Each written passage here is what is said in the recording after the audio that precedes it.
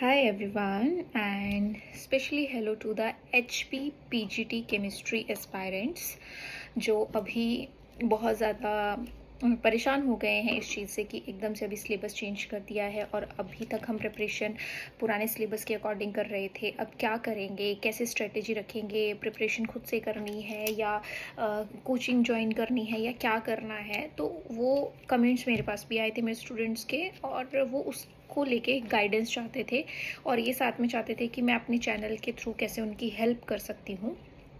तो यस, मैंने सिलेबस देख लिया है, जो नया सिलेबस मुझे स्टूडेंट्स ने भेजा है, और उसमें ऑर्गेनिक केमिस्ट्री के हमारे पास 8 टॉपिक्स ऐसे हैं जो मतलब मैं अगर एक तरीके से, वैसे तो उन्होंने हेडिंग बहुत दी है, बट मैं 8 टॉपिक्स में उसको रख रही हूँ कि जो उन्होंने वहाँ पे दिए हैं और उसमें से क्वेश्चंस अब आएंगे।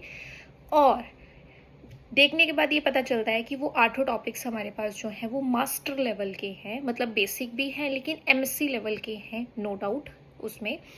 और वो जो आपके पास क्वेश्चन आने वाले हैं, मुझे ऐसा लगता है कि उसमें जो सेट लेवल के क्वेश्चंस आते हैं, जैसे हमारे पास नेट होता है, national eligibility test all over India का, वैसे जो एचपी सेट होता है, स्टेट एलिजिबिलिटी टेस्ट, उसके क्वेश्चंस का लेवल कहीं ना कहीं मैच कर सकता है अब इस एग्ज़ाम में।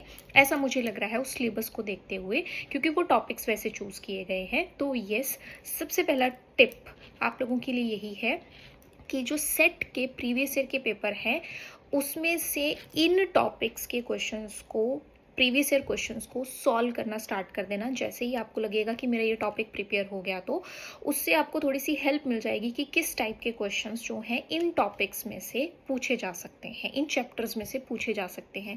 क्योंकि आप तो तैयारी कर रहे थे +1 +2 या किसी बीएससी लेवल के अकॉर्डिंग जो भी थी अभी पहले, तो उसके अकॉर्डिंग आपने तैयारी की थी। लेकिन अभी क्या करना है आपको, अभी न्यू सिलेबस के अकॉर्डिंग प्रिपरेशन स्टार्ट करनी है। तो सबसे पहले टेंशन नहीं लेना, बिल्कुल रिलैक्स होकर अपनी तैयारी शुरू करो, क्योंकि ये चेंज सिर्फ आपके लिए नहीं आया है, जितने भी एस्पायरेंट्स हैं सबके लिए आया है ना। तो अगर ये आपके लिए डिफ़िकल्ट होगा तो मोस्ट ऑफ द स्टूडेंट्स या मोस्ट ऑफ द एस्पायरेंट्स के लिए भी डिफ़िकल्ट होगा। तो आप सभी अभी ऑलमोस्ट सेम लेवल पे हैं, इसलिए बिल्कुल रिलैक्स्ड रह के अपनी प्रिपरेशन स्टार्ट कीजिए, लंबी सांस लीजिए और उसके बाद अपनी स्ट्रेटेजी बनाइए और फिर अपनी तैयारी स्टार्ट कीजिए। ओके, तो ऐसा कुछ बहुत डिफ़िकल्ट भी नहीं है। आपने मास्टर्स करी है केमिस्ट्री में, तो इतना मुश्किल तो नहीं है, आप कर जाओगे, ठीक है ना। तो हाँ, अभी मेरे पास मैंने एक थोड़ा सा तैयार किया है कि किस तरीके से हमारे पास क्या क्या टॉपिक्स हैं, मैं क्या इस चैनल पे करवाने वाली हूँ, और आप किस तरीके से अपनी प्रिपरेशन में इसकी हेल्प ले सकते हैं या इसका फ़ायदा ले सकते हैं। तो या लेट्स स्टार्ट नेक्स्ट पार्ट, जो मैं अभी आपको नेक्स्ट पेपर पेन पे बताने वाली हूँ। ओके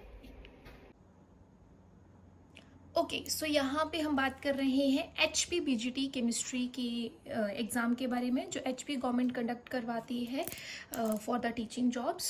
हमारे पास डिफरेंट लेवल के रहते हैं। TGT के लिए अलग होता है, TGT का कमीशन, PGT का अलग है, फिर कॉलेज के लिए कॉलेज कैडर का अलग है। तो उस लेवल पे सिर्फ यहाँ स्पेसिफिकली HP PGT की बात कर रही हूँ, जिसमें अभी अभी नया सिलेबस इंट्रोड्यूस हुआ है, सिलेबस चेंज हो गया है, और जिसके कारण स्टूडेंट्स या एस्पायरेंट्स काफ़ी ज़्यादा वरिड हैं कि अब हम क्या करें, अब कैसे प्रिपरेशन स्टार्ट करें, पता नहीं एग्ज़ाम कब होगा और किस तरीके से प्रिपरेशन होगी। तो उसी के लिए मैं यहाँ पे आपको ये बता रही हूँ, ठीक है। तो टेंशन मत लीजिए। देखो अभी क्या है ना कि ऑर्गेनिक केमिस्ट्री में आपके पास जो मेजर टॉपिक है वही 8 टॉपिक है। 8 टॉपिक कैसे हैं, मतलब 8 टॉपिक कैसे हैं, एक है स्टीरियोकेमिस्ट्री, फिर है रिएक्शन मैकेनिज्म। तो रिएक्शन मैकेनिज्म के बाद ना आपको डिफरेंट सब हेडिंग्स मिलेंगी। तो ये सारी हेडिंग रिएक्शन मैकेनिज्म का ही पार्ट होता है। Nucleophilic substitution, electrophilic substitution, free radical reactions या एलिमिनेशन रिएक्शंस, ठीक है। उसके बाद आप देखो कि इन सारे टॉपिक में ना कुछ स्पेसिफिक नेम्ड रिएक्शन है, लाइक अलग से तो ये टॉपिक दिया ही गया है नेम्ड रिएक्शन का, बट इनमें भी कुछ नेमिंग रिएक्शन लिखी है। तो इसको तो आप ना स्टार मार्क कर लो। पता है क्यों? क्योंकि जो नेम्ड रिएक्शन है काफ़ी इंपॉर्टेंट है, और स्पेसिफिकली वो वैसे की वैसे ही पूछी जा सकती है, या उसकी प्रॉपर्टी पूछी जा सकती है, या 4 ऑप्शन देके पूछा जा सकता है कि ये क्या एल्डोल कंडेंसेशन इसमें से कौन सी है, बेंजोइन कंडेंसेशन कौन सी है, राइट। तो ये वाला पार्ट तो बहुत ईजी है, जितनी प्रैक्टिस इसकी आप लिख लिख के कर सकते हो उतनी कर लेना, क्योंकि इम्पॉर्टेंट है, ठीक है ना। उसके बाद कुछ कॉमन रिएजेंट को उन्होंने डिस्कस किया है। तो जो रिएजेंट्स होते हैं ना, वो जनरली हम 3 कैटेगरीज में डिवाइड करते हैं। अगर मास्टर्स के अकॉर्डिंग बात करें तो एक हमारे पास होते हैं ऑक्सीडाइजिंग एजेंट्स, रिएजेंट्स मतलब जो ऑक्सीडेशन करते हैं। दूसरे हमारे पास होते हैं रिड्यूसिंग वाले, और कुछ हम रखते हैं मिसलेनियस की कैटेगरी में, ठीक है। तो इस तरीके से जो रिएजेंट्स वाला पोर्शन है वो हमारे पास कवर होता है। तो ये भी इंपॉर्टेंट है क्योंकि इससे भी क्वेश्चन जो है वो आराम से आ जाते हैं।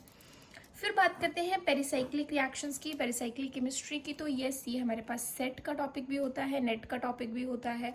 तो ये मास्टर लेवल का टॉपिक है, इंपॉर्टेंट है।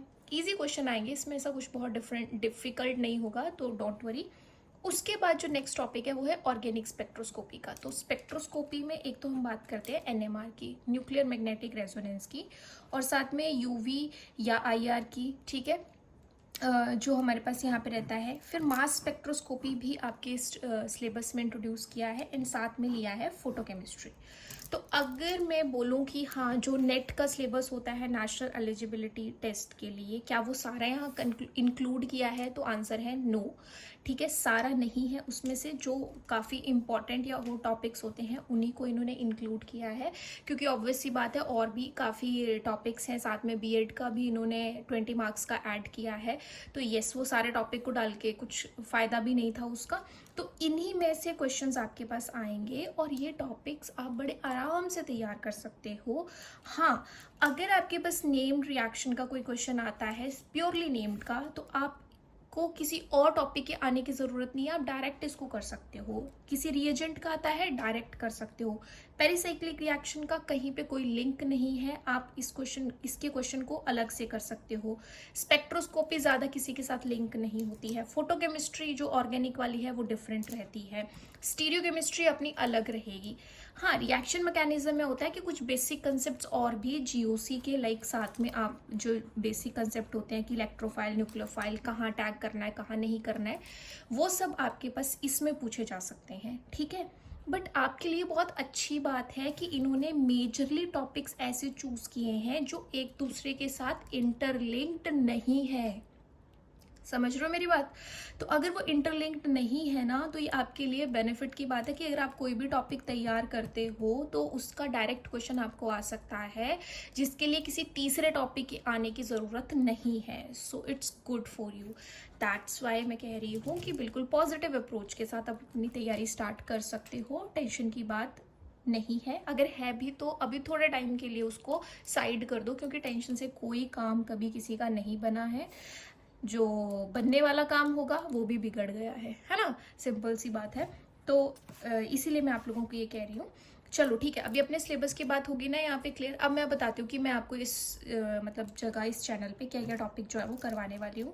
जो मैं ये एडवांस्ड वाले टॉपिक हैं उसमें मैं ये स्पेक्ट्रोस्कोपी स्टार्ट करने वाली हूँ, और स्पेक्ट्रोस्कोपी में भी स्पेसिफिकली एनएमआर स्टार्ट करने वाली हूँ, ठीक है।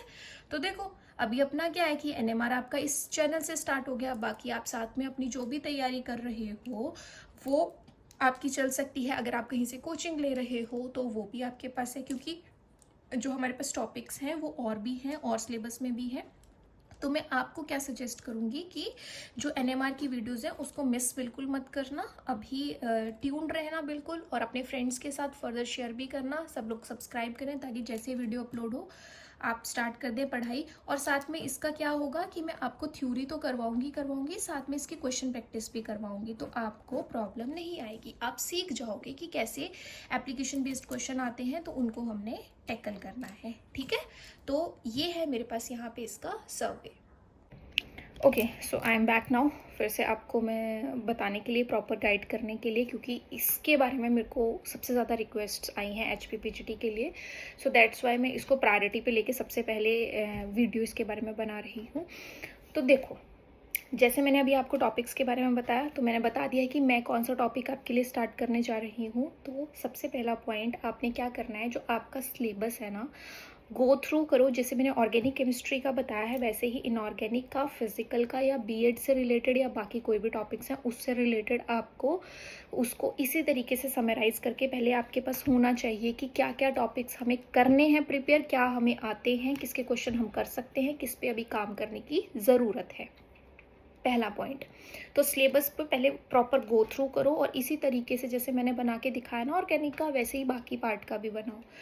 कुछ स्टूडेंट जो है बायोकेमिस्ट्री, बायोटेक्नोलॉजी, इस तरीके के जो एक्स्ट्रा टॉपिक उन्होंने ऐड किए हैं उसके बारे में वरीड हैं।